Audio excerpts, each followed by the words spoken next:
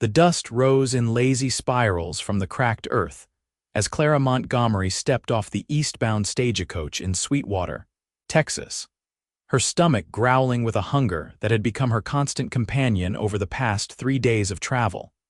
And she reached into her worn carpetbag to find only a single hard biscuit wrapped in cloth, the last remnant of the provisions she had carefully rationed since leaving St. Louis. The summer of 1878 blazed across the Texas plains with merciless intensity, turning the small frontier town into a shimmering mirage of weathered buildings and tired souls seeking refuge from the heat. Clara wiped the perspiration from her brow with the back of her hand, her dark hair plastered to her neck beneath her faded bonnet. She had come west with nothing but hope and a letter from a distant aunt who had promised her work at the general store, only to discover upon arrival that the aunt had passed away 2 months prior from consumption, leaving Clara stranded in a town where she knew not a single soul. The stage driver tossed her trunk to the dusty ground without ceremony, and Clara caught sight of an elderly man sitting on the bench outside the stage office, his clothes threadbare and his face gaunt with the unmistakable look of someone who had not eaten a proper meal in far too long. His eyes were rheumy but kind, and he offered her a weak smile that revealed missing teeth. Clara felt her heart constrict with recognition, for she saw in him a mirror of her own desperate circumstances, perhaps only a few weeks further along the path of destitution. Without thinking, Clara approached the old man and unwrapped her last biscuit. She broke it carefully in half, the hard bread crumbling slightly at the edges, and extended one portion to the stranger. "You look like you could use this more than I can," she said softly, her voice hoarse from the dry journey. The old man's eyes filled with tears as he accepted the offering with trembling hands. "God bless you, miss. I have not eaten in 2 days. My name is Samuel, and I will remember your kindness until my dying day."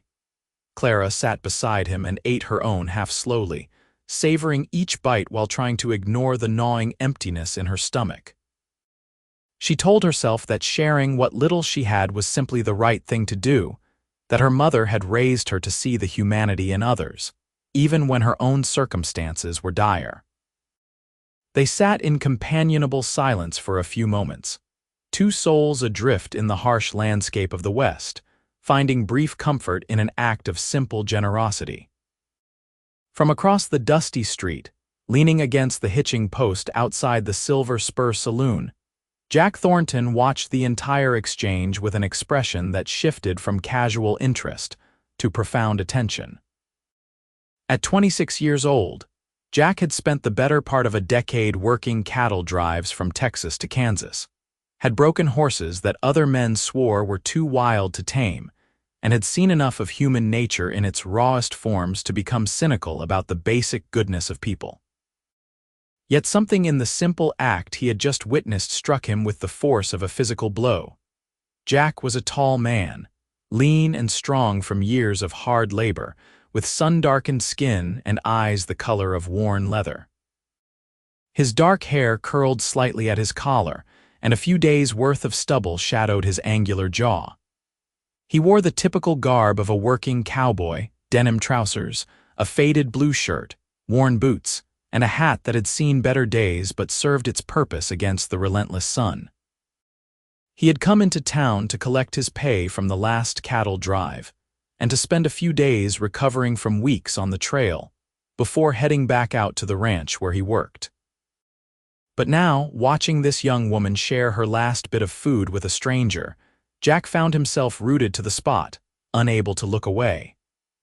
There was something in her bearing, a quiet dignity despite her obviously reduced circumstances, that called to something deep within him.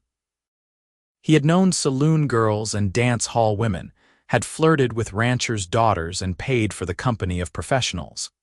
But he had never seen anyone quite like this woman who gave away her last meal without hesitation. Jack pushed himself away from the hitching post and crossed the street with long, purposeful strides, his boots kicking up small clouds of dust with each step. As he approached, Clara looked up, her eyes widening slightly at the sight of the tall cowboy bearing down on them with an intensity that made her pulse quicken with a mixture of apprehension and something else she could not quite name. "Excuse me, miss," Jack said, removing his hat in a gesture of respect that was second nature to him despite his rough exterior. "I could not help but notice what you just did, sharing your food with this gentleman here." Clara stood, smoothing her travel-stained skirt with hands that trembled slightly from hunger and exhaustion. "It was nothing, sir, simply common decency." Jack shook his head slowly, his eyes never leaving her face. "No, miss, it was not nothing. I have ridden from here to Montana and back, and I can count on one hand the number of times I have seen someone with so little give away half of what they had to a stranger. Your heart is bigger than this sky." The words hung in the air between them, and Clara felt color rise to her cheeks. She was not accustomed to such direct praise, especially from men who looked like they could wrestle a steer to the ground with their bare hands. "I only did what anyone with compassion would do." "Then you give people more credit than they deserve," Jack replied, his voice rough but sincere. "When did you last eat a proper meal?" Clara hesitated, pride warring with hunger. "I had some jerky yesterday morning." Jack's jaw tightened and he glanced at Samuel, who was watching the exchange with knowing eyes. "And you, old-timer, where are you staying?" Samuel shrugged, his thin shoulders rising beneath his worn coat. "Wherever I can find a spot that is dry and out of the wind. The boarding house will not have me since I cannot pay." Jack reached into his pocket and pulled out a leather pouch that clinked with the promise of coins. He counted out several dollars and handed them to Samuel. "You go get yourself a room at the boarding house and a hot meal at the restaurant. Tell them Jack Thornton sent you, and if they give you any trouble, you come find me." Samuel's eyes widened and he looked between Jack and Clara with an expression of wonder. "Sir, I cannot possibly accept this."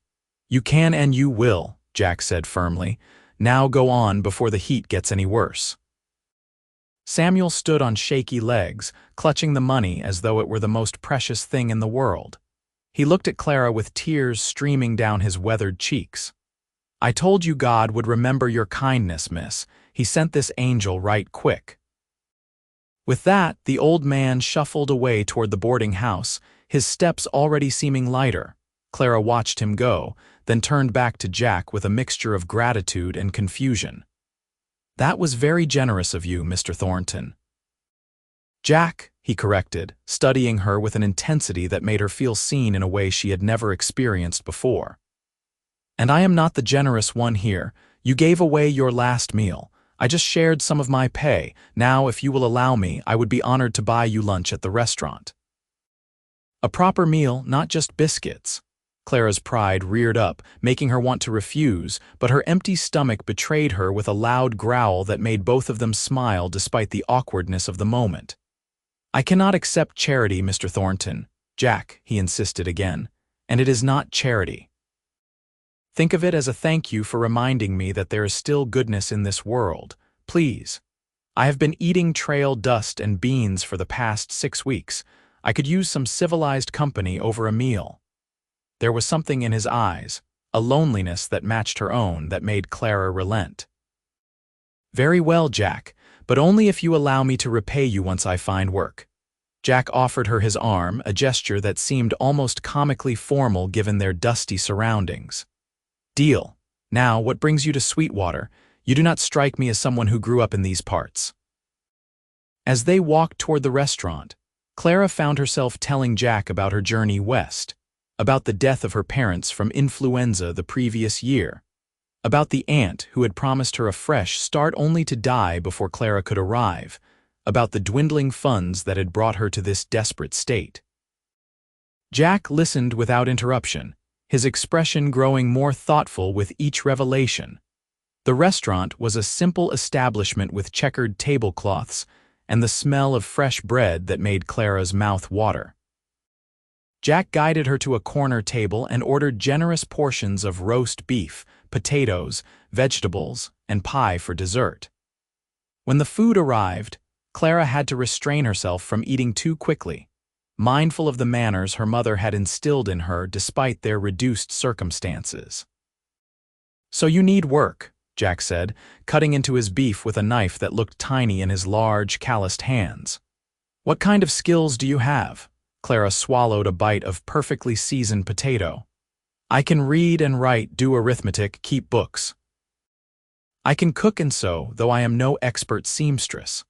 I worked in my father's store back in Missouri, so I know how to manage inventory and deal with customers." Jack nodded slowly, an idea forming in his mind. "The ranch where I work, the Double T, owned by Thomas and Margaret Tucker, they are always looking for help. Margaret runs the household, but she has been poorly lately, some kind of lung ailment. They have 2 daughters who need teaching, and Margaret could use help with the cooking and housekeeping. The pay would not be much, but you would have room and board, and the Tuckers are good people." Hope flared in Clara's chest, bright and almost painful. "Do you truly think they might hire me?" "I know they would," Jack said with confidence. "Thomas mentioned just last week that Margaret needs help, but they have not found anyone suitable. Most of the women around here are already employed or married. An educated woman like you would be exactly what they need." Clara felt tears prick her eyes, and she blinked them back furiously. "I do not know how to thank you." Jack reached across the table and briefly touched her hand, the contact sending an unexpected jolt through both of them. "You already did, by showing me that kindness still exists in this world. Finish your meal, and then we will go talk to Thomas. The ranch is about 5 miles outside of town. I need to pick up some supplies, and then we can ride out together if you are willing to ride double on my horse." The thought of sitting that close to Jack Thornton, of feeling his arms around her as they rode, made Clara's heart beat faster, but she nodded her agreement. There was something about this cowboy, something solid and trustworthy, that made her feel safe despite having known him for less than an hour. After they finished eating, Jack collected his supplies from the general store while Clara retrieved her trunk from the stage office. Jack loaded everything onto his sturdy bay gelding, a patient animal named Copper who seemed accustomed to carrying unusual loads. Then he mounted and extended his hand to Clara, pulling her up behind him with an easy strength that took her breath away. "Hold on tight," Jack instructed, and Clara wrapped her arms around his waist, feeling the solid warmth of him through his shirt. The horse moved forward at an easy walk, and they left Sweetwater behind, heading into the vast expanse of grassland that stretched to the horizon. The ride gave Clara time to think about the strange turn her life had taken in the span of a few hours. She had arrived in Sweetwater with nothing, had given away her last bit of food, and now found herself riding toward a potential job with a man who had appeared like an answer to a prayer she had not even finished praying. It seemed too good to be true, and yet the solid reality of Jack's back against her chest, the rhythmic movement of the horse beneath them, the endless blue sky overhead, all of it felt more real than anything she had experienced in months. "Tell me about the Tuckers," Clara said, raising her voice to be heard over the sound of hoofbeats. Jack shifted slightly in the saddle, and Clara felt the movement through her entire body. "Thomas Tucker came out here 20 years ago with nothing but ambition and a willingness to work harder than anyone else. He built the Double T from scratch, starting with a small herd and a claim on some good grazing land. Now he runs about 2,000 head of cattle and employs a dozen hands year-round. Margaret came from back east, St. Louis actually, same as you. She is a refined woman, educated, but she adapted to ranch life better than anyone expected. Their daughters, Emma and Sarah, are 12 and 10. Good girls, but wild as mustangs. They need proper schooling." "And Mrs. Tucker is ill?" Clara asked, concern coloring her voice. "She has trouble breathing sometimes, especially when the dust is bad. The doctor says it is some kind of inflammation in her lungs. She needs to rest more, but she is stubborn about keeping up with all her responsibilities. That is where you would come in." The ranch buildings appeared on the horizon like a cluster of wooden toys against the vast landscape. As they drew closer, Clara could see the main house, a sturdy two-story structure with a wide porch, surrounded by several barns, corrals, and bunkhouses. Cattle dotted the nearby hills, and the sound of men working, calling to each other and to the animals, drifted across the distance. Jack guided Copper toward the main house and dismounted, then helped Clara down with his hands on her waist, holding her just a moment longer than strictly necessary. Their eyes met, and Clara saw something in his gaze that made her breath catch, a warmth and interest that went beyond mere kindness to a stranger. A man in his 50s emerged from the house, tall and broad-shouldered with gray threading through his dark hair. His face was weathered but kind, with laugh lines around his eyes that spoke of a man who found joy in life despite its hardships. "Jack, you are back early. Did not expect to see you until tomorrow." "Got done in town quicker than I thought," Jack said, his hand still resting lightly on Clara's back. "Thomas, this is Miss Clara Montgomery. She just arrived in Sweetwater from St. Louis, and I thought she might be the answer to your prayers regarding help for Margaret." Thomas Tucker's eyebrows rose, and he studied Clara with the assessing gaze of a man who had learned to judge character quickly and accurately. "Is that so? Come inside, Miss Montgomery. My wife will want to meet you." The interior of the house was surprisingly spacious and well-appointed, with furniture that spoke of both practicality and Margaret Tucker's refined taste. The woman herself sat in a chair by the window, her work basket beside her, and she looked up as they entered. Margaret Tucker was perhaps in her mid-40s, with blonde hair only lightly touched by gray and blue eyes that held both intelligence and warmth. She was thin, her frame suggesting recent weight loss, but her smile was genuine as she greeted them.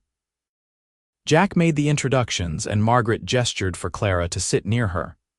"Jack says you come from St. Louis. I grew up there myself. What brings you all the way out to Texas?"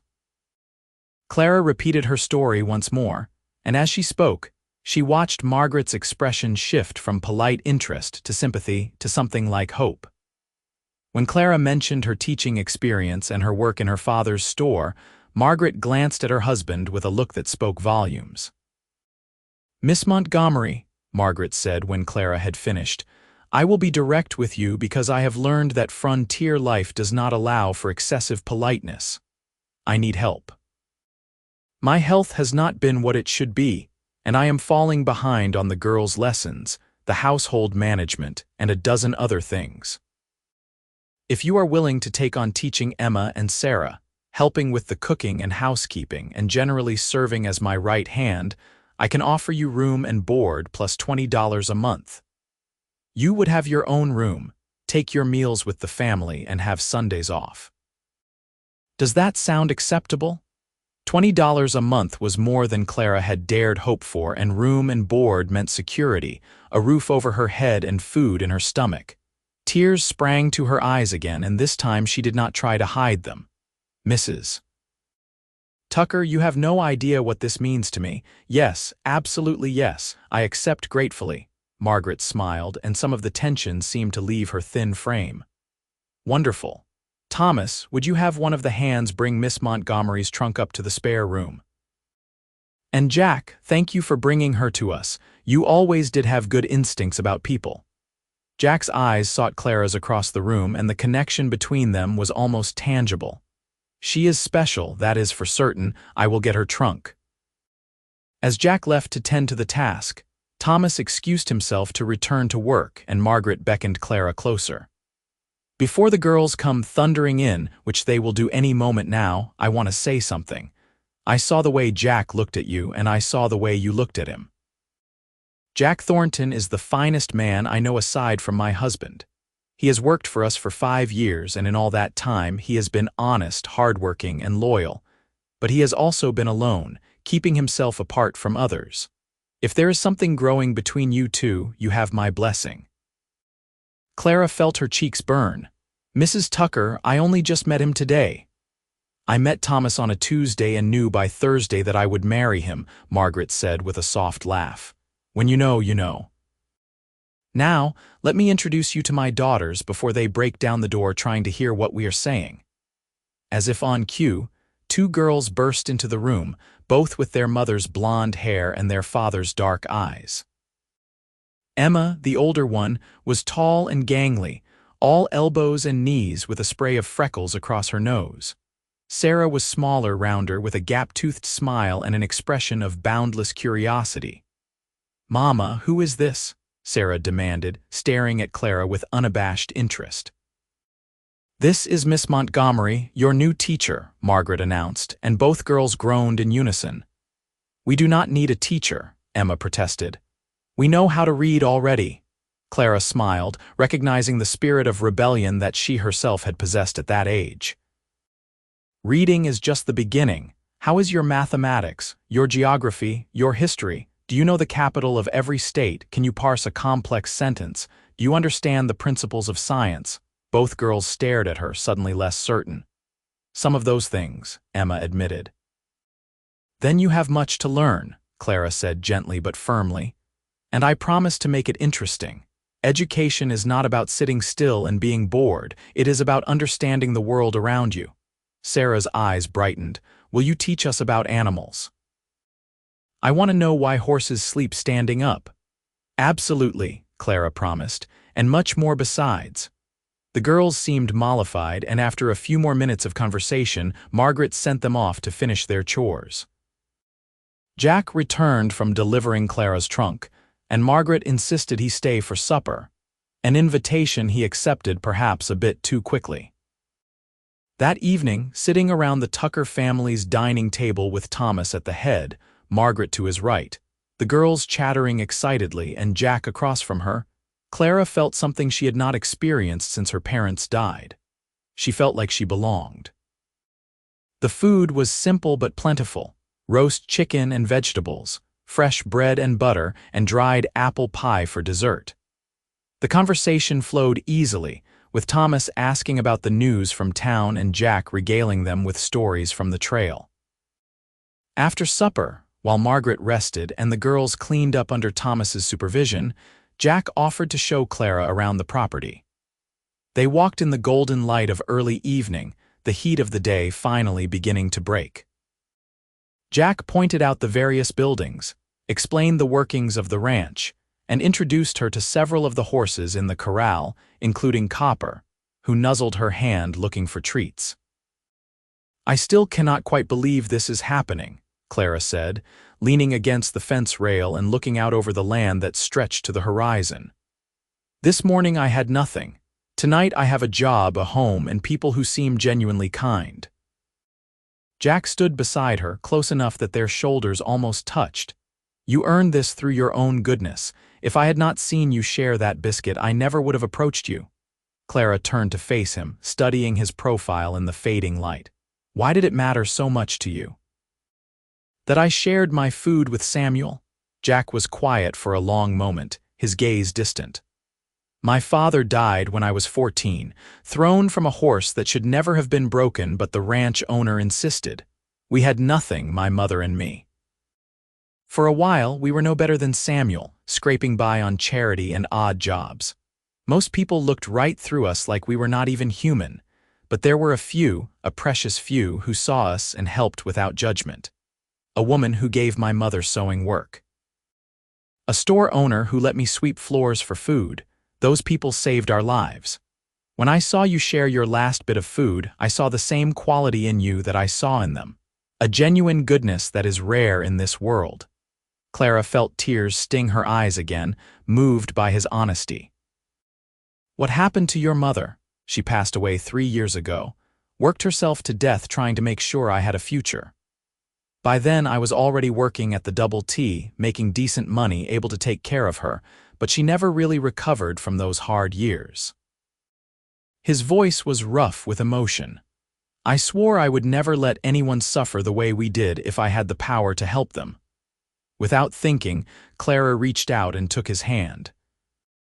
His fingers closed around hers, warm and strong, and they stood there in the gathering darkness, two people who had known hardship and loss, finding unexpected comfort in each other's presence.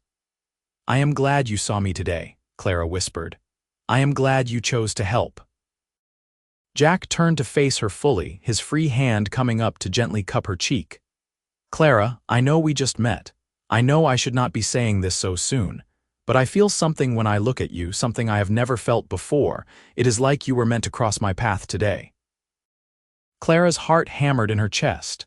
I feel it too. It does not make sense, but I feel it. Jack leaned closer, his intention clear, but before their lips could meet, Emma's voice rang out across the yard. Miss Montgomery, Mama says it is time for you to see your room. They sprang apart like guilty children, and Jack chuckled despite the frustration evident in his eyes. I should probably head back to the bunkhouse anyway. I have an early start tomorrow. We are moving cattle to the north pasture. Clara nodded, trying to calm her racing pulse. Thank you, Jack. For everything. No thanks needed, he said softly. Sleep well, Clara. I will see you tomorrow. As Clara walked back to the house, she could feel Jack's eyes on her, and when she glanced back from the porch, he was still standing by the corral, watching her with an expression that made her feel cherished and desired in equal measure. Her room was small but comfortable, with a real bed, a washstand, a dresser, and a window that looked out over the ranch yard. Clara unpacked her few belongings, hung her 2 dresses in the small wardrobe, and arranged her mother's Bible and her father's pocket watch on the dresser. Then she washed her face and hands in the basin, changed into her nightgown, and climbed into bed. The sheets were clean and smelled of sunshine and lavender, and the mattress was infinitely more comfortable than the hard stagecoach bench she had endured for days.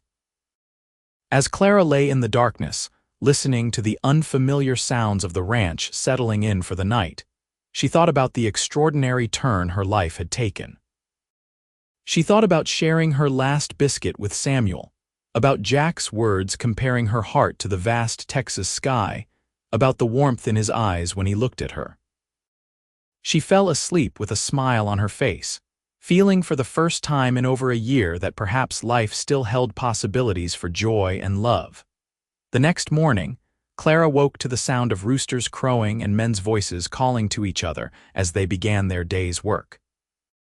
She dressed quickly in her better dress, a simple gray cotton that was worn but clean, and braided her dark hair into a neat coronet around her head. When she descended to the kitchen, she found Margaret already there, moving slowly as she prepared breakfast. Mrs. Tucker, please sit down, Clara said immediately. Let me help. Margaret looked relieved and sank into a chair. I was hoping you would say that. Normally, I would have breakfast ready by now, but this morning I am moving slower than usual. Clara quickly took stock of the kitchen and set to work. She found eggs, bacon, flour for biscuits, and coffee. Within 30 minutes, she had a substantial breakfast prepared, and the smell brought Thomas and the girls to the table. Thomas raised his eyebrows approvingly when he saw the spread. Miss Montgomery, if you cook like this every day, we will all be spoiled within a week. Just Clara, please, she said, pouring coffee for the adults, and I am happy to earn my keep. After breakfast, while Clara cleaned up the kitchen with Sarah's enthusiastic if not entirely helpful assistance, Emma informed her that lessons would begin after the morning chores were completed. Clara spent the time exploring the house more thoroughly, and talking with Margaret about the girls' current level of education and what needed to be covered.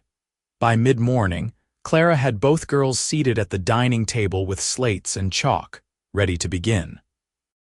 She started with an assessment of their skills, asking them to read passages aloud, work through arithmetic problems, and answer questions about history and geography.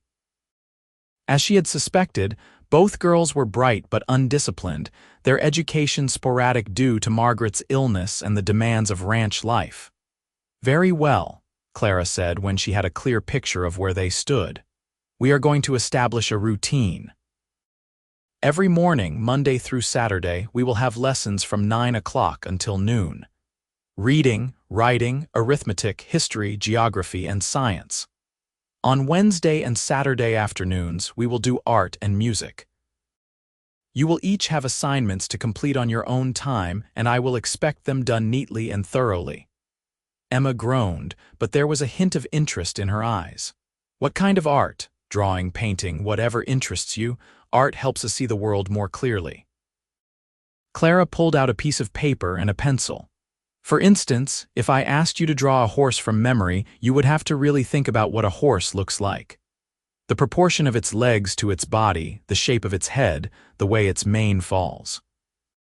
That kind of observation makes you smarter about everything. Sarah perked up. Can we draw Copper? He is Jack's horse. At the mention of Jack's name, Clara felt her cheeks warm. Certainly. In fact, this afternoon we can go out to the corral for a drawing lesson if your mother approves. The morning passed quickly, and Clara found teaching to be more rewarding than she had anticipated. Both girls were eager to learn once they realized Clara would make the lessons interesting rather than tedious. By noon, they had covered significant ground in reading comprehension and mathematics, and Clara dismissed them to their chores feeling satisfied with the start they had made. She spent the afternoon helping Margaret with mending while the girls worked on their assignments, and then, true to her word, she took them out to the corral with paper and pencils for a drawing lesson. Several of the ranch hands were working nearby, breaking a young horse to saddle, and Clara tried not to look too obviously for Jack among them. She did not have to look long. Jack emerged from the barn leading a buckskin mare, and when he saw Clara and the girls at the fence, his face lit up with a smile that made Clara's stomach flutter. He altered his course to bring the mare closer to where they stood. Drawing lesson. He asked, nodding at the papers in the girls' hands. We are learning to observe carefully, Clara explained, hyper-aware of his proximity. The girls wanted to draw horses. Copper is over there, Jack said, pointing to where his gelding dozed in the shade of the barn, but this is Honey. She is gentler and might stand still longer. He stroked the mare's neck affectionately. I could hold her steady for you if you like. The offer was ostensibly for the girls, but the way Jack looked at Clara made it clear he wanted an excuse to stay near her. Clara nodded, and for the next hour, Jack stood patiently with Honey while Emma and Sarah sketched, occasionally offering comments and praise that revealed an artistic eye Clara had not expected from a cowboy. When the lesson concluded and the girls ran off to show their mother their drawings, Jack walked Clara back toward the house, leading Honey behind them. You are a good teacher, he observed. The girls are already responding to you. They are bright and curious. That makes it easy. Clara glanced up at him. You have an eye for art yourself. Did you study drawing? Jack laughed, a warm sound that made Clara smile in response. Nothing so formal. But when you spend long hours on night watch with nothing but cattle and stars for company, you learn to appreciate the way things look. Sometimes I sketch a bit in my journal, just to pass the time. I would like to see your drawings sometime, Clara said impulsively. Jack's expression softened. I would like to show them to you. Maybe tomorrow evening after supper. We could take a walk and I could bring my journal. I would like that, Clara replied, her heart beating faster at the prospect of spending time alone with him again. The next few weeks fell into a pleasant routine. Clara woke early to help with breakfast, taught the girls their lessons, assisted Margaret with household tasks, and prepared supper. The work was demanding but satisfying, and she felt herself growing stronger both physically and emotionally. Margaret's health seemed to improve with the reduced burden on her, and the older woman became a friend as well as an employer, sharing stories of her own journey west and offering gentle advice about life on the frontier.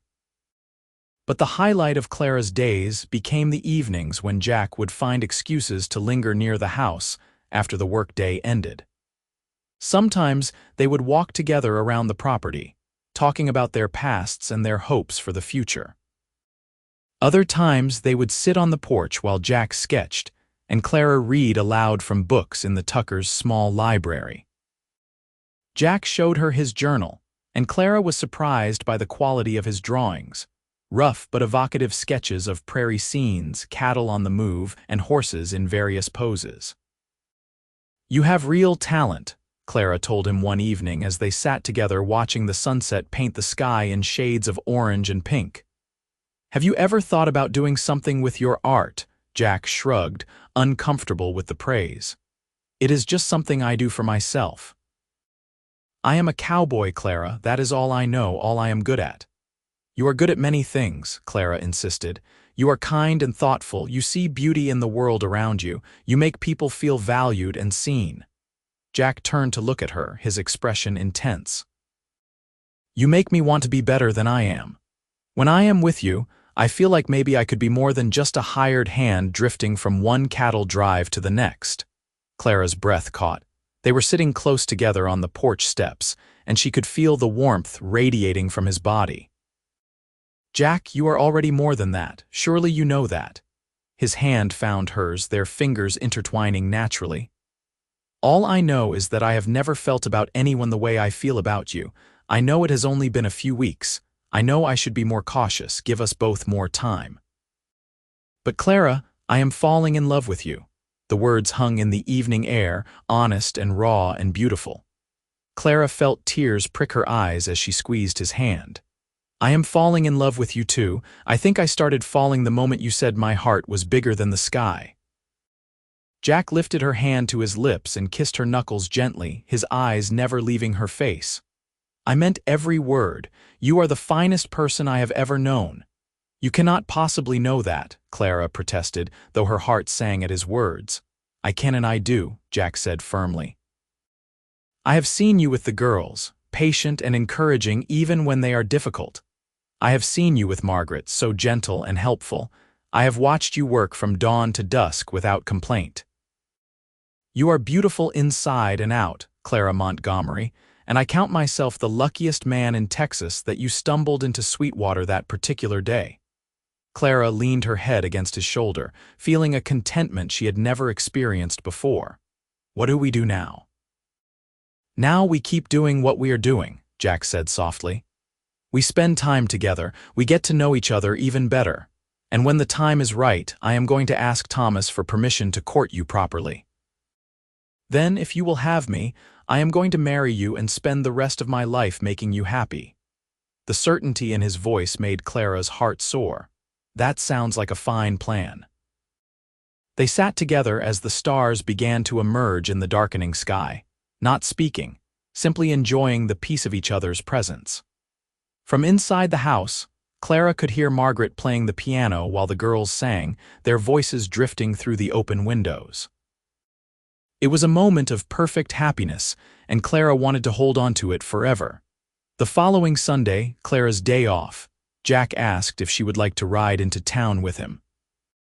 He had some business to attend to, and he thought she might enjoy the chance to see Sweetwater again under better circumstances than her arrival. Clara agreed eagerly, and after checking with Margaret that she was not needed, she changed into her better dress and met Jack at the corral. This time, Jack had saddled Honey for Clara to ride, and he sat tall on Copper beside her. They rode companionably side by side, talking about everything and nothing, and Clara marveled at how comfortable she felt with this man she had known for such a short time. It was as though she had known him for years, as though they had always been meant to find each other, in Sweetwater. Jack conducted his business at the land office, a transaction that seemed to involve a significant amount of paperwork and money changing hands. While he was occupied, Clara walked the main street, noticing details she had been too exhausted and hungry to register on her first visit. She passed the general store, the saloon, the hotel, and a small church at the end of the street. As she paused outside the church, admiring its simple white-painted exterior, she heard someone call her name. She turned to find Samuel, the old man she had shared her biscuit with, walking toward her with a smile on his weathered face. He looked dramatically better than he had a month ago, clean and well-fed, his clothes mended and his eyes clear. "Miss Montgomery," Samuel said, removing his hat respectfully. "I was hoping I might see you again. I wanted to thank you properly for your kindness that day." "You quite literally saved my life." Clara felt her eyes sting with tears. "Samuel, I am so glad to see you looking well. Where are you staying now?" "I have a room at the boarding house, and I have found work helping the blacksmith." Nothing too strenuous, just keeping the place clean and running errands, but it is honest work and it pays enough for my needs." He looked at her earnestly. "I owe it all to you and that cowboy who helped us both. Is he, if you do not mind my asking, is he your fellow?" Clara felt her cheeks warm. "We are courting in a manner of speaking." Samuel's smile widened. "I am glad to hear it. You deserve happiness, miss, and so does he. Anyone who would help an old stranger like he did has a good heart." They talked for a few more minutes, and Clara felt a deep satisfaction knowing that her small act of kindness had led to such positive changes in Samuel's life. When Jack emerged from the land office and found her talking to Samuel, he greeted the older man warmly, and Samuel shook his hand with genuine enthusiasm. As they rode back to the ranch later that afternoon, Clara asked Jack about his business at the land office. He was quiet for a moment, then said, "I purchased some land. 160 acres about 3 miles from the Double T, good grazing land with a creek running through it." Clara's eyes widened. "Jack, that is wonderful. Are you planning to start your own ranch?" "Eventually," Jack said, his expression thoughtful. "I have been saving for years and I finally had enough for the down payment. It will take time to build it up to get enough cattle to make it profitable, but it is a start, a future." Clara understood what he was not saying, that he was building this future with her in mind, creating a place where they could make a life together. "I am proud of you," she said softly. Jack reached over and squeezed her hand briefly before returning his attention to the trail ahead. "I want to be able to offer you something, Clara, not just my heart, but a real home, a future that is secure." "You already offer me everything I need," Clara replied, "but I am excited to see what you build." That evening after supper, Thomas asked Jack to join him in his study. Clara tried not to worry as the two men disappeared behind the closed door, but when they emerged 20 minutes later, both were smiling. Thomas clapped Jack on the shoulder, and Jack looked at Clara with an expression of such joy that she felt her own heart leap in response. Later, when they had their customary walk after supper, Jack told her what had transpired. "I asked Thomas for permission to court you formally. I know we have been spending time together already, but I wanted to do things properly, to show respect for you and for the Tuckers who have given you a home." "What did he say?" Clara asked, though the answer was evident in Jack's happy expression. "He said yes. He also said that he and Margaret have been watching us together, and they think we are well suited. He said you have brought life and laughter back into their home, and he would be honored to see you settled with a good man." Jack took both her hands in his. "So, Clara Montgomery, may I officially court you with the intention of making you my wife?" Clara felt tears of happiness spill down her cheeks. "Yes, Jack Thornton. Yes, absolutely yes." Jack pulled her into his arms, and for the first time they shared a kiss under the vast Texas sky. It was gentle and sweet and full of promise, and when they finally pulled apart, both were breathless and smiling. "I love you," Jack whispered, his forehead resting against hers. "I love you too," Clara replied, the words feeling both new and ancient, as though she had been waiting her whole life to say them to this particular man. The next several months passed in a blur of happiness. Jack courted Clara with old-fashioned dedication, bringing her wildflowers, carving her a jewelry box from cottonwood, teaching her to ride better so they could explore the countryside together. Clara continued her work with the Tucker family, watching with satisfaction as Emma and Sarah progressed in their studies and Margaret's health steadily improved. On Sundays, Jack and Clara would often ride out to his land, and Clara would watch as Jack described his vision for the future ranch. He planned to build a house on a rise overlooking the creek, he told her, with a large kitchen because he knew she loved to cook, and a porch that faced west so they could watch the sunsets together. He talked about starting with a small herd and gradually building it up, about eventually hiring hands of his own, about creating something lasting that they could pass down to their children. Clara listened to his dreams and added her own, talking about a garden where she could grow vegetables and flowers, about children who would grow up knowing the freedom of the prairie, about building a life filled with love and laughter and hard work. As autumn arrived, bringing cooler temperatures and the busy season of preparing for winter, Jack became increasingly thoughtful.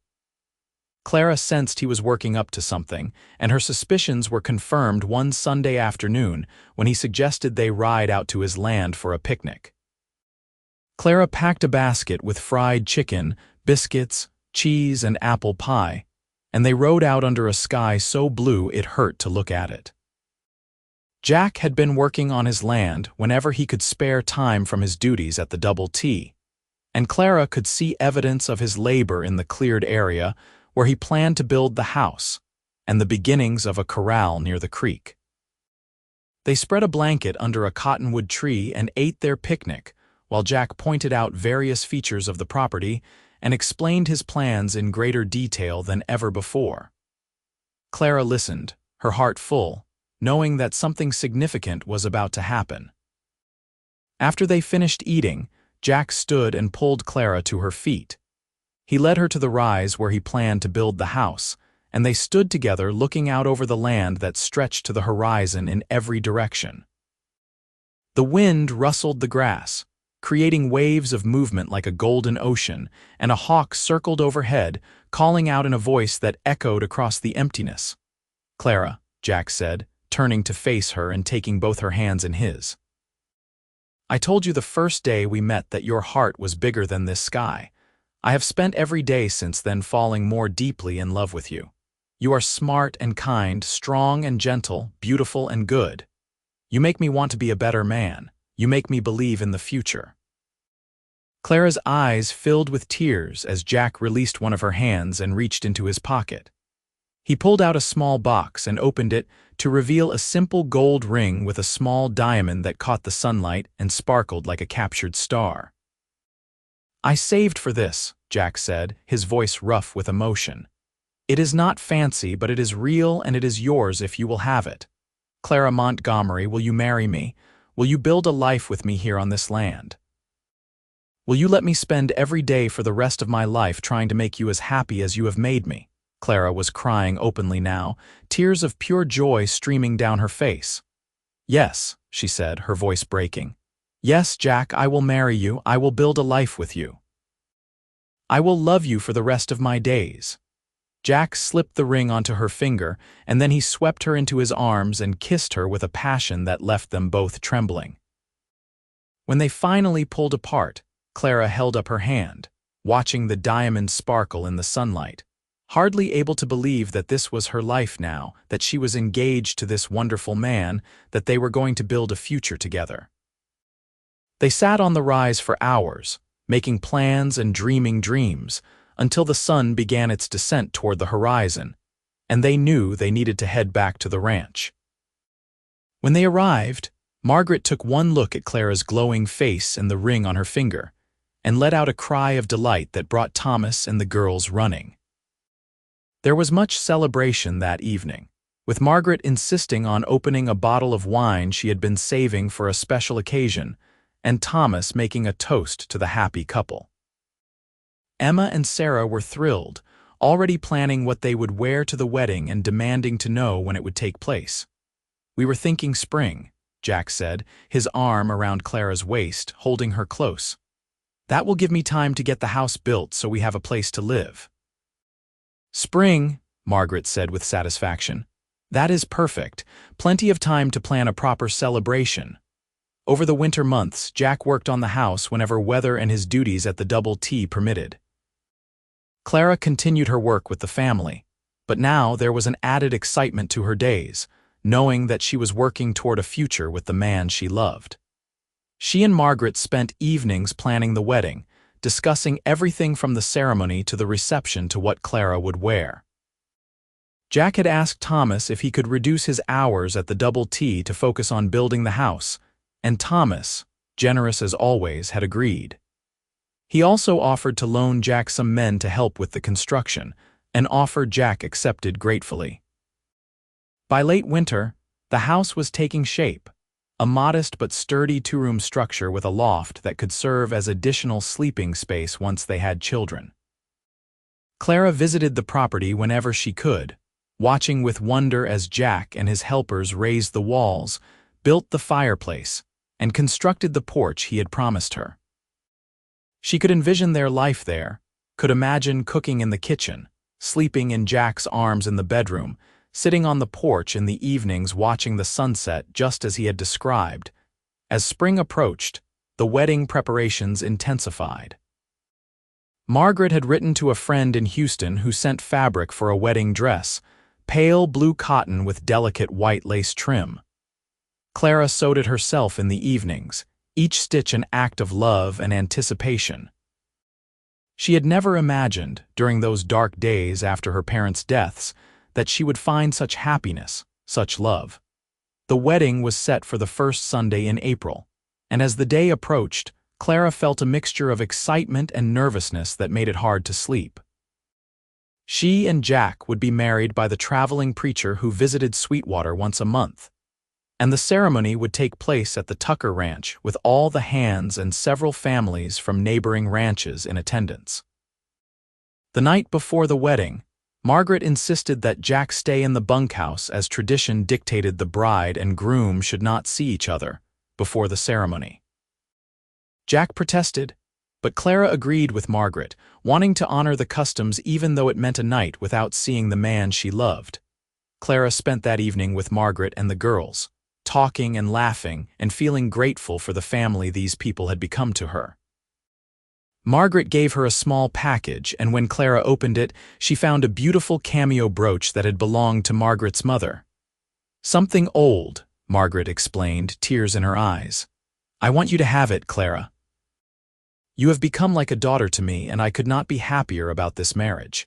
Clara hugged her tightly, overcome with emotion. "Thank you for everything, Margaret. If you had not given me a chance, if you had not welcomed me into your home, I would never have found Jack. I would never have found this happiness." "You found it through your own goodness," Margaret corrected gently. "You shared your last biscuit with a stranger, and that act of kindness opened the door to everything that followed. Never forget that, Clara. Goodness begets goodness." That night, Clara lay in her bed for the last time as Clara Montgomery, thinking about the extraordinary journey that had brought her to this moment. Tomorrow she would become Clara Thornton, wife to the finest man she had ever known, partner in building a life on the Texas prairie. She thought about her parents, wishing they could be there to see her happiness, but feeling somehow that they knew, that they approved, that they were at peace knowing she had found love and security. The wedding day dawned clear and beautiful, the sky a brilliant blue and the air warm but not yet oppressive with the heat that summer would bring. Clara woke early and bathed, then sat patiently while Margaret helped her dress and arranged her hair in an elaborate style that Clara would never have managed on her own. Emma and Sarah brought her wildflowers they had picked at dawn, and Clara wove them into her hair, their bright colors cheerful against her dark locks. When she looked at herself in the mirror, Clara hardly recognized the woman looking back. The blue dress fit perfectly, cinching at her waist and falling in graceful folds to her ankles. The lace at the collar and cuffs was delicate and feminine. Her cheeks were flushed with excitement, and her eyes shone with happiness. She pinned Margaret's brooch at her collar and took a deep breath. "You look beautiful," Margaret said, her voice thick with emotion. "Jack is a fortunate man." "I am the fortunate one," Clara replied, but Margaret shook her head. "You are both fortunate. That is what makes it a good marriage." The ceremony was held outdoors, with chairs arranged in rows facing a simple arch that Jack and the ranch hands had built and decorated with more wildflowers and strips of white cloth. As Clara walked toward the arch on Thomas's arm, for he had offered to give her away in the absence of her father, she saw Jack standing there waiting for her, and her breath caught. He wore new clothes, black trousers, and a white shirt with a black vest, his dark hair neatly combed and his face freshly shaved. But it was the expression in his eyes as he watched her approach that made Clara's heart soar. He looked at her as though she were the most precious thing in the world, as though he could not quite believe his good fortune, as though he would spend the rest of his life making sure she never regretted this decision. The preacher spoke about love and commitment, about building a life together through good times and bad, about honoring and cherishing each other. Clara heard the words, but mostly she was aware of Jack standing beside her, his hand holding hers, his thumb stroking gently over her knuckles in a gesture of love and reassurance. When it came time for the vows, Jack turned to face her fully, and the words he spoke were not the standard ones the preacher had provided but his own spoken from the heart. Clara, from the moment I saw you share your last biscuit with a stranger, I knew you were special. You showed me that goodness still exists in this world, that hearts can be bigger than the sky. I promise to love you, to honor you, to protect you and provide for you for the rest of my days. I promise to make you laugh, to comfort you when you cry, to stand by your side through whatever life brings us. I promise to build a home with you, a family, a future filled with love. You are my heart, Clara, and I am yours for as long as I draw breath. Clara was crying by the time he finished, and when it was her turn to speak, her voice shook but her words were clear. Jack, you appeared in my life when I had nothing, when I had given away my last bit of food and had no idea how I would survive another day. You saw me, truly saw me, and you offered me hope and kindness and eventually love. I promise to love you with all that I am, to support your dreams, to build a life with you on this land we both love. I promise to be your partner, your friend, your lover, your wife. I promise to honor the gift of your heart and to give you mine in return, freely and completely, for all the days of our lives.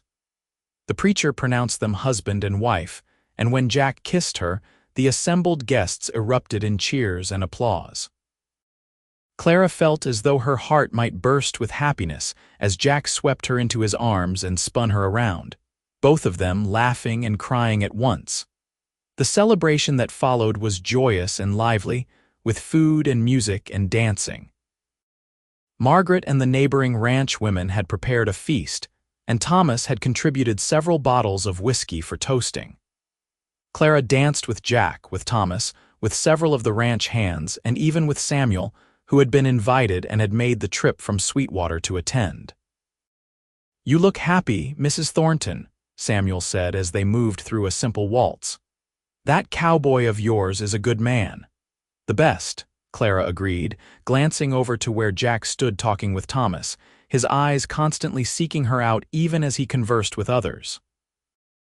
As the afternoon wore on and the celebration showed no signs of slowing, Jack caught Clara's eye and tilted his head toward the horses. She nodded, understanding his unspoken message. They wanted to slip away to their new home, to begin their married life together in privacy. They said their goodbyes amid much teasing and good-natured advice, and then Jack lifted Clara onto Honey while he mounted Copper. They rode away from the ranch toward their own land, and Clara looked back once to see Margaret and Thomas standing with their arms around each other, Emma and Sarah waving enthusiastically, and all the guests still celebrating. She felt a pang of affection for all of them, for the community that had embraced her and made her feel welcome. But then they crested a rise and the ranch disappeared from view, and it was just Clara and Jack riding toward their future. They did not speak during the ride, but their eyes met frequently, and the looks they exchanged were full of anticipation and love. The house looked beautiful in the late afternoon light, its windows catching the sun and reflecting it back in warm gold. Jack had spent the previous day preparing it, bringing in furniture he had purchased and built, making up the bed with quilts Margaret had given them, stocking the kitchen with supplies. He had even placed a jar of wildflowers on the table, a gesture that made Clara's eyes sting with tears when she saw it. Jack dismounted and then helped Clara down, his hands lingering on her waist. "Welcome home, Mrs. Thornton." "I love the sound of that," Clara said, smiling up at him. "Mrs. Thornton, your wife." "My wife," Jack repeated, as though testing the words. Then he swept her into his arms and carried her across the threshold, kicking the door closed behind them. The evening that followed was private and tender, two people coming together in love and passion, learning each other in the most intimate ways. Jack was gentle and patient, and Clara felt safe and cherished in his arms. They talked and laughed and loved, and by the time exhaustion finally claimed them in the early hours of the morning, Clara felt that she had never been happier in her entire life. The next months passed in a blur of hard work and deep contentment. Clara discovered that running a household on a developing ranch was far more challenging than helping Margaret at the established Double T, but she threw herself into the work with determination. She planted a garden, learned to care for the chickens Jack acquired, practiced her cooking skills on her new cast-iron stove, and slowly transformed the simple house into a warm home. Jack worked from dawn to dusk, building up the herd with calves purchased from Thomas and other ranchers, repairing fences, improving the water source at the creek, and doing the 1,000 other tasks required to make the ranch functional. It was exhausting work, but he came home each evening to Clara's smile and her cooking, and the look of pride in his eyes when he surveyed their progress made every hardship worthwhile. They developed routines and rhythms, learning each other's habits and preferences, negotiating the small compromises required in any marriage. Clara discovered that Jack was even-tempered and rarely raised his voice, but when he did become angry, he needed space to cool down before discussing the problem. Jack learned that Clara needed verbal reassurance, that she sometimes doubted her own worth despite all evidence to the contrary, and he made sure to tell her every day how much he loved her, how grateful he was for her presence in his life. On Sundays, they would often ride over to visit the Tuckers, and Clara would continue teaching Emma and Sarah, unwilling to abandon her students even though she was no longer employed by the family. Margaret's health had improved dramatically with reduced responsibilities, and she and Clara had become true friends, often spending hours talking while they sewed or worked in the garden together. As summer turned to autumn and autumn to winter, Clara began to suspect that she might be pregnant. Her monthly courses had stopped, and she felt a persistent nausea in the mornings that reminded her of descriptions she had heard from other women. She waited to be sure before telling Jack, not wanting to raise his hopes prematurely. But one December evening, as they sat together by the fire after supper, Clara finally found the courage to speak. "Jack, I have something to tell you." He looked up from the harness he was mending, his expression immediately attentive. "What is it? Is something wrong?" "No, nothing is wrong," Clara assured him quickly. "Quite the opposite, actually. I think I am fairly certain that I am with child." The harness fell from Jack's hands and his eyes widened. "You are pregnant. We are going to have a baby," Clara nodded, suddenly nervous about his reaction. "Yes, I believe so. Probably due sometime in late spring or early summer." Jack was on his feet in an instant, pulling Clara up and into his arms, spinning her around just as he had on their wedding day. "A baby, Clara, we are going to have a baby." He set her down gently, his hands immediately going to her still flat stomach. "Are you feeling all right? Do you need anything? Should you be working so hard?" Clara laughed at his sudden concern. "I am fine, Jack. Women have been having babies since the beginning of time. I am healthy and strong." But Jack was not to be dissuaded from his protective instincts. Over the following months, he hovered and fussed, trying to prevent Clara from doing heavy work, insisting she rest more and generally driving her slightly crazy with his concern. Clara bore it with good humor, understanding that his worry came from love, even when she wanted to remind him that she was pregnant, not an invalid. Margaret was delighted when they shared the news, and she took Clara under her wing, offering advice and reassurance based on her own experiences with childbirth. She also promised to be there when the baby came, and Clara felt grateful knowing she would have an experienced woman at her side. As winter gave way to spring and Clara's belly swelled with their growing child, Jack became even more determined to provide for his expanding family. He worked longer hours, pushed himself harder, and by the time the baby was due, he had built up a respectable herd of over 100 cattle and had hired 2 part-time hands to help with the work. The baby arrived on a hot June night after a labor that lasted nearly 20 hours. Margaret stayed with Clara throughout, offering encouragement and comfort while Jack paced outside, too nervous to be of any use but unwilling to go far from the house. When the baby's first cry finally rang out, Jack burst through the door to find Clara exhausted but smiling, holding a tiny bundle wrapped in soft cloth. "You have a son," Margaret announced, beaming. "A healthy, strong boy." Jack approached the bed as though walking on holy ground, his eyes fixed on the baby in Clara's arms. When he looked down at his son for the first time, Clara saw tears streaming down his face. "He is perfect," Jack whispered, his voice choked with emotion. "You are amazing, Clara, thank you." Clara shifted the baby so Jack could see him better. "Would you like to hold your son?" Jack accepted the tiny bundle with shaking hands, cradling the baby against his chest with surprising gentleness for such a large man. "Hello, little one," he murmured. "I am your papa. I promise to love you and protect you and teach you to be a good man. I promise to give you the life I never had, full of security and love."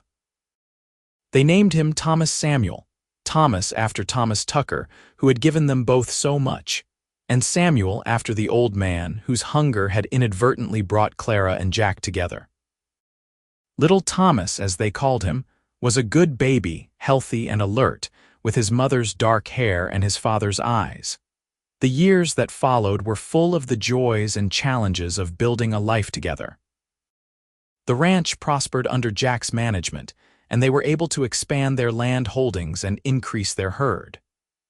2 years after Thomas was born, Clara gave birth to a daughter they named Margaret Rose, called Maggie, and 3 years after that, another son they named William.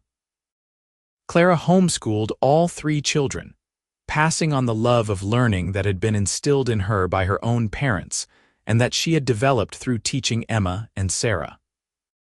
Jack taught them to ride and rope, to understand the land and the animals, to work hard and take pride in their accomplishments.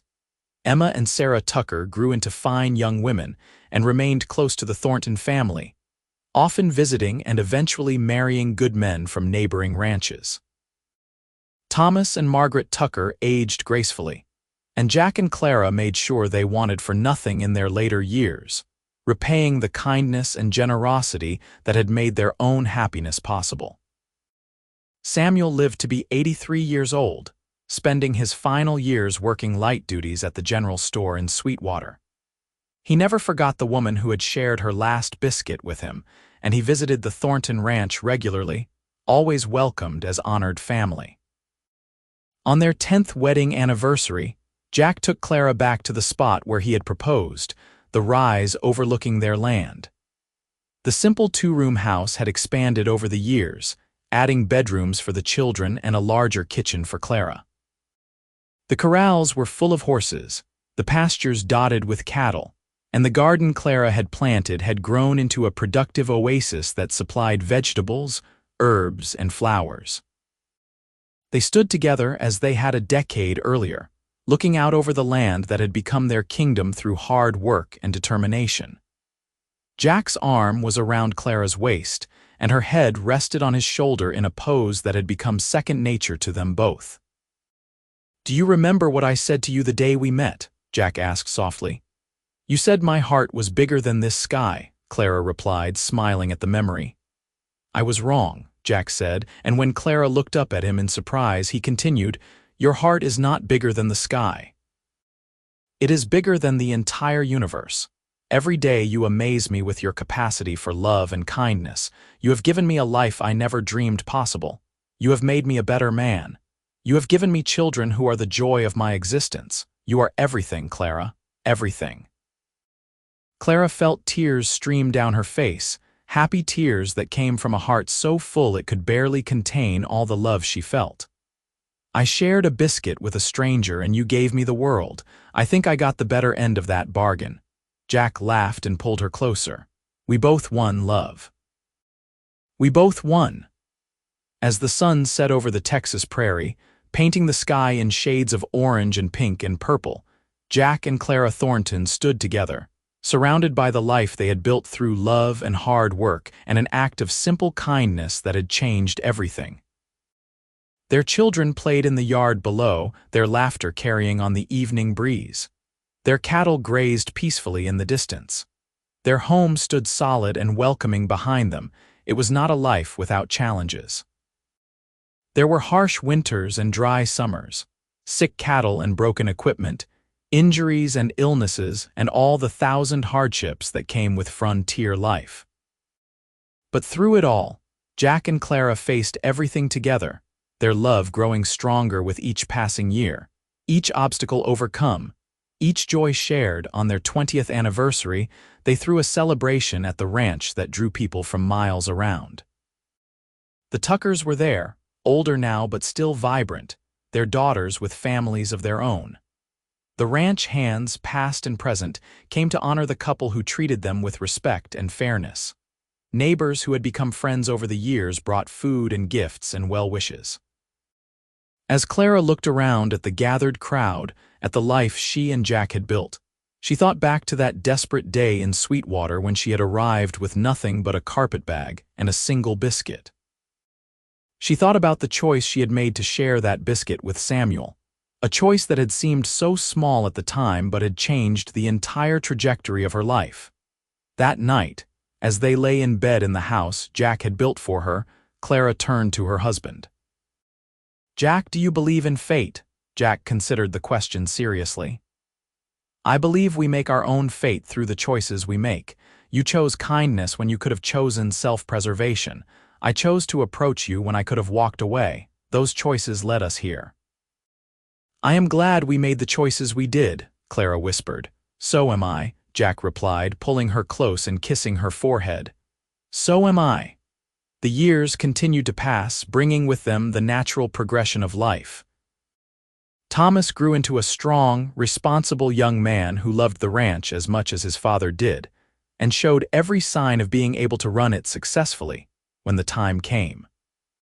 Maggie inherited her mother's love of learning and eventually became a teacher herself, opening a small school in Sweetwater for the children of ranch families. William, the youngest, developed a talent for working with horses and became known throughout the region as one of the best trainers around. Jack and Clara grew older together, their hair turning gray, their faces marked by the sun and wind and the passage of time, but their love never diminished. If anything, it grew deeper and more profound, tempered by shared experiences and mutual respect. On their 30th anniversary, Clara woke to find Jack already up, standing at the window of their bedroom and looking out over the ranch. She joined him, slipping her arm around his waist, and he pulled her close. "What are you thinking about?" she asked softly. "Everything," Jack replied. "I am thinking about how a starving young woman shared her last biscuit with a stranger, and how that act of kindness brought me the greatest gift of my life. I am thinking about our children and the fine people they have become. I am thinking about this land and how we have made it bloom. I am thinking about how lucky I am." Clara smiled and squeezed him tighter. "We are both lucky. We found each other when we each needed someone most. We built a life together. We raised good children. We have been happy, Jack, truly, deeply happy." "We have," Jack agreed. "And we will continue to be happy for whatever years we have left." They stood together in comfortable silence, watching the sun rise over the land that had become their legacy, the home they had created through love and sacrifice and unwavering commitment to each other. Thomas and Margaret Tucker passed away within months of each other, having lived long, full lives surrounded by family and friends. Jack and Clara grieved for them, but also celebrated the impact they had made, the kindness they had shown, the family they had created. Without the Tuckers' generosity in hiring a desperate young woman and supporting the courtship between her and their best ranch hand, none of what followed would have been possible. As Jack and Clara entered their 60s, they gradually turned more of the ranch operations over to Thomas, who had married a sensible young woman named Catherine and already had 3 children of his own. Jack still rode out most days, unable to fully relinquish the work that had defined so much of his life. But he was content knowing that the ranch would continue in capable hands. Clara spent her days tending her garden, which had become famous throughout the region for its beauty and productivity. She also devoted time to her grandchildren, teaching them to read and telling them stories about the old days, about a young woman who arrived in Texas with nothing and a cowboy who saw her share her last biscuit with a stranger. One warm evening in late summer, when Clara was 68 and Jack 70, they sat together on the porch that Jack had built over 40 years earlier. Their grandchildren played in the yard, their laughter a sweet sound that never failed to make both Jack and Clara smile. The sun was setting, as it had set thousands of times since they had first stood together on this land, painting the sky in glorious colors. "Your heart is still bigger than this sky," Jack said suddenly, echoing the words he had spoken so long ago. Clara laughed, the sound rich with decades of happiness. "And you are still the finest man I have ever known." Jack took her hand, his grip still strong despite the years. "I love you, Clara Thornton. I have loved you from the moment I saw your kindness, and I will love you until my last breath and beyond." "I love you too, Jack," Clara replied, her voice thick with emotion. "Thank you for giving me a life beyond my wildest dreams. Thank you for seeing me that day in Sweetwater. Thank you for everything." They sat together as darkness fell and the stars emerged, one by one, in the vast Texas sky. Around them, the ranch hummed with life, the legacy of their love made manifest in children and grandchildren, in cattle and horses, in the very land itself that they had nurtured and improved. Clara thought about the journey that had brought her to this moment, the losses and hardships that had seemed insurmountable at the time, the small act of kindness that had opened the door to unimaginable blessings.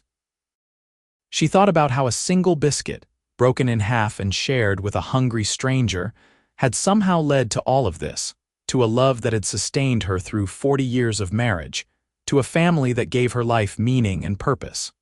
Jack's words from that first day echoed in her mind. "Your heart is bigger than this sky." At the time, she had not understood the full weight of what he was saying. But now, looking back over a lifetime of love and sacrifice and joy, she finally grasped what he had seen in her, what he had recognized in that moment of simple generosity. It was not just kindness he had witnessed. It was the fundamental goodness that defined her character, the ability to see beyond her own needs to the needs of others, the willingness to give even when she had almost nothing to give. That quality had drawn Jack to her, had made him fall in love with her, and had formed the foundation of their life together. And Jack had been right. Clara's capacity for love and compassion had proven boundless over the years. She had loved him fiercely and completely. She had loved their children with a devotion that shaped them into fine adults. She had loved the community around them, always ready to help a neighbor in need, to share what they had, to offer comfort and support. In turn, she had been loved just as completely. Jack had kept his wedding vows, honoring and cherishing her through good times and bad. He had built her a home, had given her children, had worked himself to exhaustion to provide for their family. He had been her partner, her lover, her best friend. As Clara sat on the porch with Jack's hand in hers, surrounded by the evidence of their shared life, she felt a profound sense of peace and gratitude. She had lived a good life, a meaningful life, a life filled with love. And it had all begun with a biscuit, shared in a moment of compassion with a stranger she would never forget. The years continued their inexorable march forward, bringing with them the natural changes that age bestows. Jack and Clara both experienced the aches and pains of bodies that had worked hard for decades, but they faced these challenges together, just as they had faced everything else. On their 50th wedding anniversary, the family threw an enormous celebration that seemed to include half of Texas. All three of their children were there with their families, and the ranch house overflowed with grandchildren and even a few great-grandchildren. Friends and neighbors came from miles around to honor the couple who had become legendary in the region, not for wealth or fame, but for the quality of their character and the strength of their love. A photographer had been hired for the occasion, and Jack and Clara sat together for a formal portrait, their hands clasped, their faces marked by age but their eyes still bright with the love that had sustained them through 5 decades. In the photograph, you could see the history written in their faces, the years of hard work and shared joy, the deep connection that bound them together. During the celebration, each of their children stood to speak about their parents. Thomas talked about his father's integrity and work ethic, about how Jack had taught him that a man's word was his bond and that respect was earned through actions, not claimed through pride. Maggie spoke of her mother's compassion and wisdom, about how Clara had shown her that education was a gift to be shared, and that kindness was never wasted. William remembered the patient way both parents had taught him, had encouraged his dreams, had supported him even when he chose a path slightly different from what they had envisioned. But the most touching speech came from an unexpected source. A young man in his early 20s stood and introduced himself as Samuel's great-grandson. He told the story, which had become family legend, of how his great-grandfather had been starving on the streets of Sweetwater when a young woman shared her last biscuit with him, and how a cowboy had seen that act of kindness and been moved to help. "My great-grandfather lived another 30 years after that day," the young man said, his voice carrying across the gathered crowd. "And he never forgot what Mrs. Thornton did for him." He told us the story over and over, about how her kindness saved his life, about how it reminded him that he mattered, that he was still human and deserving of compassion. He said that act of grace gave him the will to keep fighting, to accept Mr. Thornton's help to rebuild his life. Because of Mrs. Thornton's generosity, I am standing here today. My father exists because his grandfather lived. That is the legacy of a single biscuit broken and shared.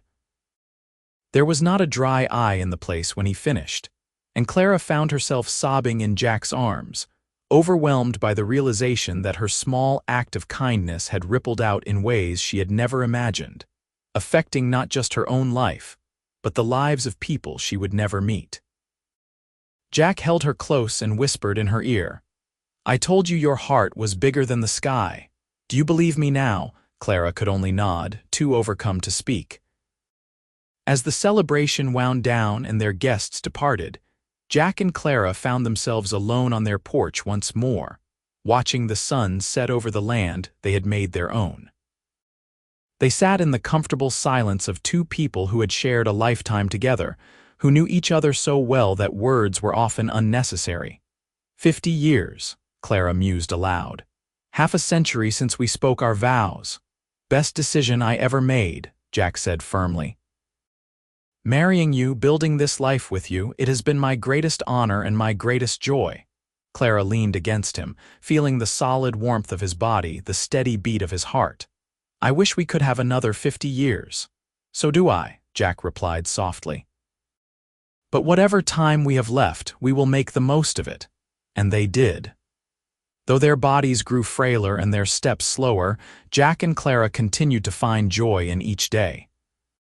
They delighted in their grandchildren and great-grandchildren, took pleasure in the changing seasons, and cherished the quiet moments together. Jack passed away peacefully in his sleep at the age of 82, with Clara beside him as she had been for 56 years of marriage. His last words to her were simple and profound. "Thank you for sharing your biscuit. Thank you for sharing your life. I love you."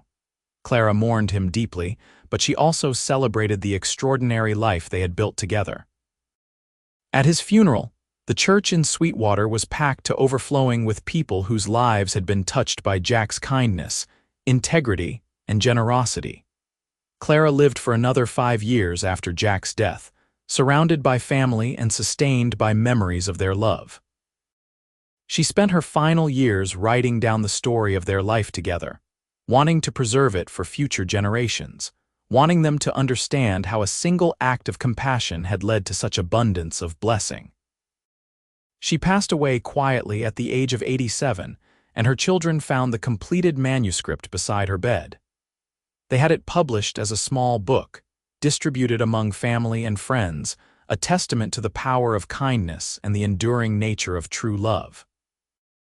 The ranch continues to this day, run by Thomas and Catherine's children and grandchildren, who carry on the legacy of hard work and integrity that Jack and Clara established. In the main house, in a place of honor, hangs the wedding portrait of Jack and Clara Thornton, forever young and in love, their clasped hands and smiling faces a reminder to each new generation of the foundation upon which their family was built. And sometimes, on quiet evenings when the sun sets over the Texas prairie and the sky blazes with color, the current residents of the ranch will sit on the porch that Jack built over a century ago and tell the story of the cowboy who saw a woman share her last biscuit with a stranger and recognized that her heart was bigger than the vast sky above them. It is a story of kindness rewarded, of love found in unexpected places, of two souls who found each other in a moment of grace and built a legacy that continues to touch lives generations later. It is a reminder that small acts of compassion can have profound consequences, that goodness begets goodness, and that true love, once found, never truly ends. The tale of Clara and Jack Thornton has become part of the region's folklore, told and retold, embellished slightly with each telling but always maintaining its essential truth.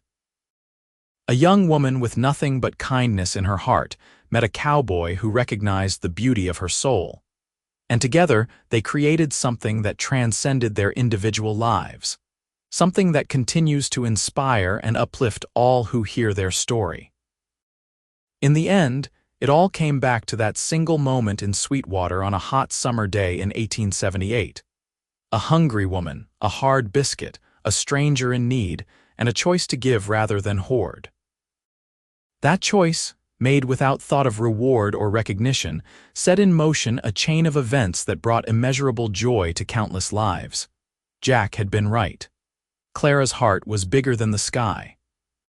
But what he had not known, what perhaps no one could have predicted, was that his heart was equally vast, equally generous, equally capable of boundless love.